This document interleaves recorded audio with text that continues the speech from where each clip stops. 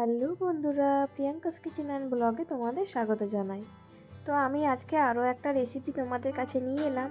যদিও এই রেসিপিটা সবাই করে খেয়েছো, তা আমি আমার পদ্ধতিতে কি করে বানাই তোমাদের সাথে শেয়ার করব এই পালং পানিরের রেসিপিটা। তো চলো দেখে নেওয়া যাক।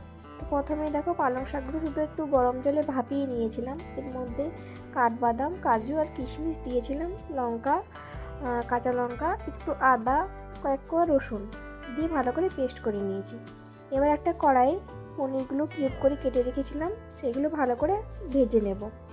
খুব একটা কড়া করে ভাজবো না, নাহলে একটু ছিপড়ে ছিপড়ে হয়ে যাবে। এবার ওর মধ্যে তেলটা কমিয়ে নিয়েছি, গোটা গরম মশলা, আদা কুচি, রসুন কুচি দিয়ে দিলাম। গোটা গরম মশলার মধ্যে তোমরা দেখতেই পেলে কি দিয়েছি, আমি আর বলছি না।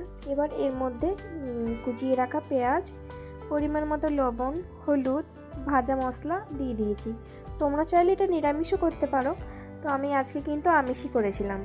তো দেখো, দেওয়ার পরে এর মধ্যে পেস্টটা দেওয়ার পর আমি পনির মশলা দিয়ে ভালো করে কষিয়ে নিয়েছিলাম বেশ খানিকক্ষণ।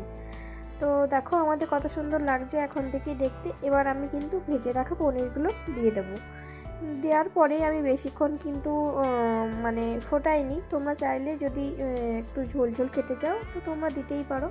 সবশেষে কসুরি মেথি দিয়ে আমি হালকা হাতে নাড়াচাড়া করে জাস্ট 2 মিনিট ফুটিয়ে রেখে দিয়েছিলাম। আমার গ্রেভিটা এইরকমই দরকার ছিল, তো তাই আমি এইরকমই দিয়েছি, এইরকমই রেখেছিলাম, খুব একটা ঝোল রাখিনি।